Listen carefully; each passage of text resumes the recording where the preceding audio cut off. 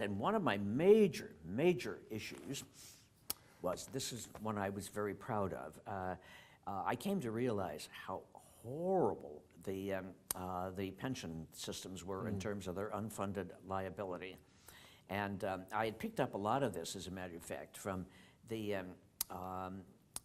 Economic and Fiscal Commission staff. And I had chaired Economic and Fiscal Commission when I was still in the legislature.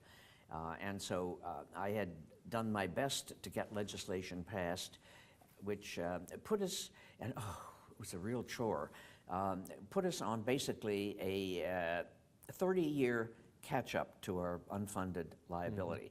It was a formula that the staff had worked out, the economic and fiscal staff had worked out, and that made it possible to do that without totally bankrupting every year's operating budget, but it was going to cost us some more, but would have worked over a period of time. And this actually I passed right before I left the legislature, and finally got Thompson, who was still governor then, to agree to sign it. And I think probably mostly because of Bob Mandeville, who was his budget director, who I think really understood, as I did, how very serious this unfunded liability was. My recollection is it was running about 15 to 17 billion then. It's now about 75 billion. And what a long-term problem is going to be, and how the demographics had changed and all this kind of thing. So I think he probably in the end helped persuade Thompson to sign it, because Thompson didn't really care that much about it. So we got it passed, and then Edgar became governor, and Edgar wouldn't fund it. So, and I didn't have a continuing appropriation in the bill at that time. And so it just got worse and worse and worse. And then finally the legislature repassed a catch-up bill in 1995. And of course, by then it was much worse than it was when I first passed the bill. Now, in 1994, you ran for governor. And at this point, there was no compunction about running against Roland Burris. Well, I think I decided before he did anyway, but right. I would not have stepped aside under any circumstances. Right. So what was the primary campaign like? Well, I started out, I think, in last place, or almost last place, and so it looked pretty grim for a while, and then slowly caught up. But actually, the thing that began to turn it around was the infamous pool ad. It was amazing what an impact that. Tell us about that. Well, it was an ad showing me shooting pool and making a couple of shots, and then smiling, looking very pleased with myself, which I was, because I made all the shots that they used. I wouldn't let them use any shots that I had not made. And the theme was a straight shooter.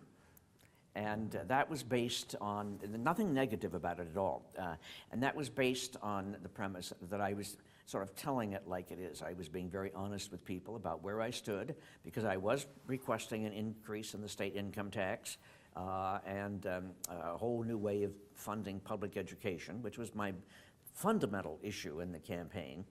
And that's not the sort of thing that you're supposed to do. But what I was also saying was, if we don't get some more money at the state level, then we simply cannot fund education in the way that we ought to, and we cannot give you any relief on your property taxes. And so that was the straight shooter part of it. And that began to turn things around. But it got rough, obviously, because it was not just Burris, it was Dick Phelan, who had the support of, who was also a good friend of mine, by the way, and had the support of most of the regular Democratic organization. Cook County Board President. Cook County Board Dick President, Phelan. Right. And so you won that primary, and now you're up against Jim Edgar, who was Secretary of State at that point. No? Governor. He was governor. Okay. Yeah, he was the incumbent This was governor. his second term. Okay, Yeah. good. Right, yeah. So, one thing I will say, which doesn't sound very nice, but I said it often enough at the time, that nobody was mad at him because he had never done anything for 4 years. And so, he hadn't made any enemies because he hadn't done anything. He was an incumbent, which is always an advantage, no question about that. But there was something else going, and of course I was taking some pretty gutsy positions, and I knew that. But that was why I decided to run, because nobody else would do it. And those are the things that needed to be talked about and faced up to. That the other thing that I don't know that I'd fully counted on when I began the race was that 1994 was the worst year ever for the Democratic Party. We got wiped out all over the country. The first time we'd lost the U.S. House in 40 years. We lost, what was it, something like 6 seats in the U.S. Senate.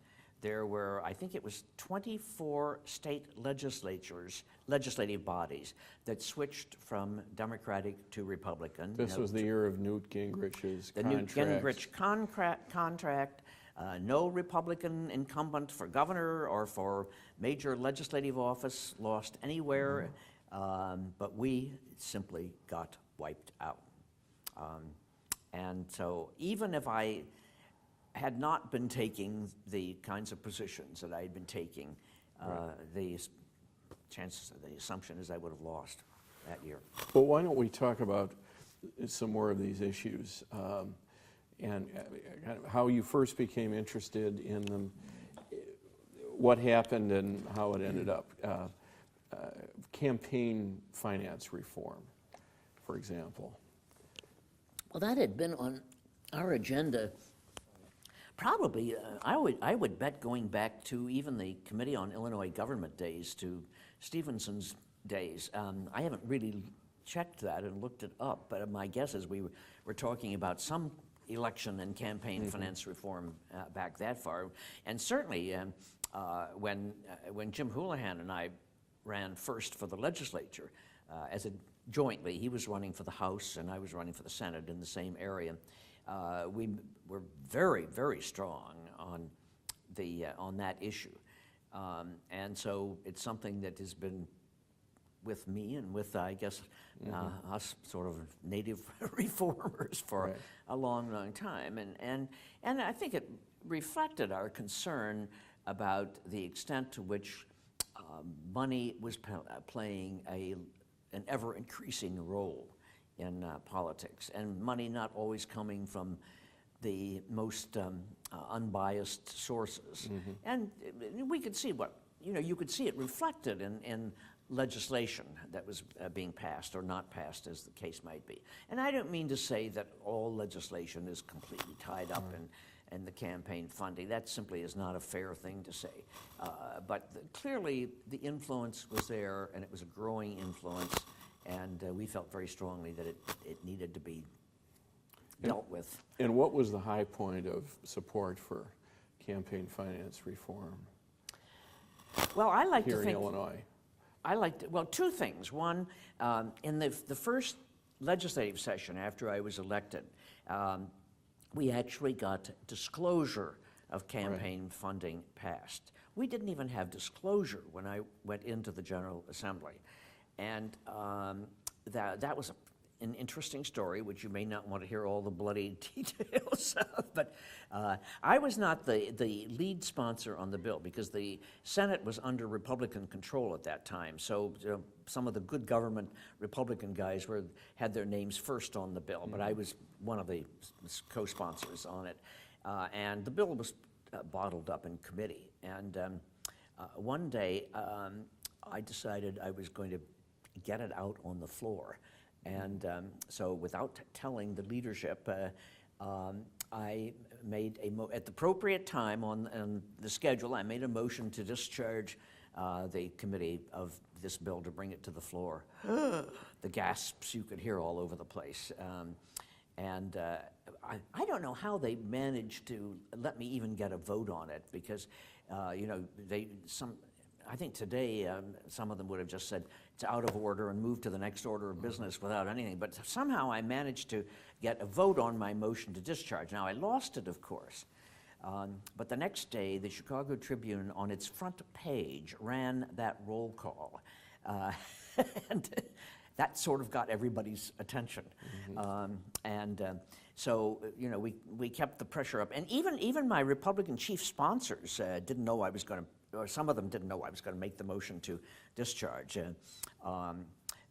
But once that happened, then it was, you know, what was the thing is, the genie was out of the bottle, and they couldn't stuff it back in because it was just sort of all over everything then. And so they eventually figured out they had to do something. They meaning the people who were running the Senate, both Republican and Democratic.